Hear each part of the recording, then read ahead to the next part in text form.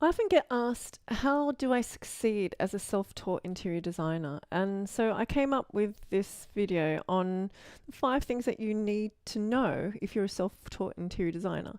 The first thing I want to start with is that you are unique. And I love that the majority of self-taught interior designers do have their own processes. You have taught yourself, you have done things by practically well, you have practical experience and physically have been in the space and gained that experience yourself. You've learnt things the hard way. In fact, it's in a way more admirable because you have gone that extra effort and created a future for yourself based on your own skills and talents, which is actually more difficult than just studying at university or doing a course. So I would say embrace that uniqueness in a world where there are so many interior designers who are formally taught. And I was one of them, where we just come out of university and we're the same as everyone else. And so we don't see ourselves as unique. We just see ourselves as an interior designer.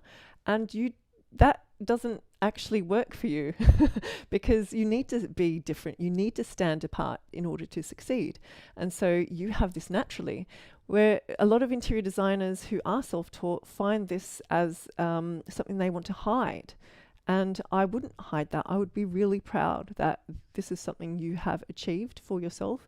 And it is something that sets you apart in a really positive way because you have your own unique USP, your own brand that you've created because of your own processes. And you're easily differentiated from other people. So the first thing to note is that you are unique, and that is a really, really good thing. So don't try to be like everyone else in a world where everyone is the same. Secondly, which will, I think, bring me on to the imposter syndrome. I think imposter syndrome is where you feel like you're not qualified to call yourself an interior designer, or you just feel like you're not good enough because you haven't had that formal training. And this one is something I say a lot to my mentees, those who do come, because I teach both people who are formally trained, but also people who are self-taught designers. And the self-taught designers are usually really surprised at how little practical experience the formally educated designers are. And it's kind of interesting because I was the opposite, and this is why I succeeded so quickly as an architect and interior designer, was because I had practical experience and I was just so eager to get that experience. So I went out, and any project I just did, even if it was for free, I just went and did projects.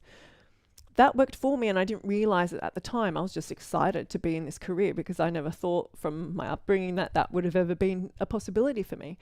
But the majority of people who go through formal training in interior design and architecture actually don't get a lot of practical on-site experience, and that is a big letdown for them. That is actually one of the biggest reasons that they don't get hired. And it's one of the reasons that they start to wonder whether their degree was actually worth it, because they've gotten a lot of knowledge, but that knowledge isn't applied practically. So that means that it can be really difficult for them to actually have a career in interior design because they don't know what they're doing, even though they have a lot of knowledge about the topic. So you, as a self-taught interior designer, actually have more of the thing that is required in comparison to those people who are formally trained. So if you ever had imposter syndrome about this topic, yes, you don't have the certificate or the piece of paper, but it's easier to get these days. I mean, literally you can do a free online diploma. I've found like 5 of them recently. So you can get the piece of paper if you wanted to, but that's not really what I'm aiming at. Is that if you've ever needed to feel better about the path that you've taken into interior design, this has to be it, because you already have the thing that those other people who are formally trained don't have, or rarely have. And they're fighting to get, and you've got it. So use that again to your advantage. So the imposter syndrome is a big one because it's something that really holds a lot of self-taught interior designers back. And kind of shoots them down so that they don't call themselves designers, and they kind of don't feel the confidence to have a real professional career as an interior designer in the field, because they just don't feel that they're worthy enough to call themselves an interior designer. Which takes me on to the next thing, which is you need to know the laws around calling yourself an interior designer. I have done another video about Title Acts and Practice Acts, so do have a look at those. I'll link it for you down here on the video. But the main things you need to know is the laws around what it is that you are practicing. So if you are in an area where the title of interior design is restricted, or the profession is restricted in a way, which it's not many places around the world, just so that you know, like 99% of the world doesn't require any regulation or any professional qualification to become or call yourself an interior designer. But there are some places in the world that do. And so you need to know whether you're in that location or whether you are providing services like I do in restricted locations. So it's important to know just the laws around that, and don't be afraid of those laws. So check out that other video that I've done on that topic, and that will at least give you the confidence to be open about what it is that you do, and you don't have to hide. Once you know what the rules are around where you are, like where you're practicing interior design, then you don't have to be afraid of it, and then you can be knowledgeable to the people who say otherwise. So that's really the third thing. Know the law around what it is that you're doing, and just be confident about it. And next is to keep growing as an interior designer. I think this is something that every profession does. And if you don't take your profession seriously as an interior designer, or if you don't believe you're a professional interior designer, you probably won't you won't actively be searching out what we call continued professional development. So these courses and these programs and these talks and exhibitions and things that you need to be part of as an interior designer, as a working interior designer, to stay up with the industry. And this is critical for any profession. And you are a professional as an interior designer, so you need to keep learning. You need to be up to date with current trends, because we are it is a trend-driven industry, as much as people don't want to admit it. And you need to know what is, for example, like what is sustainable design, what is biophilic design, what are the things, or wellness in interior design, these things that people actually care about, your clients, and how do you educate yourself about that? Well, the way to do that is to stay current by going and attending CPDs, so continued professional development. And the majority of manufacturers, suppliers will actually create these for you and come and speak to you about these things.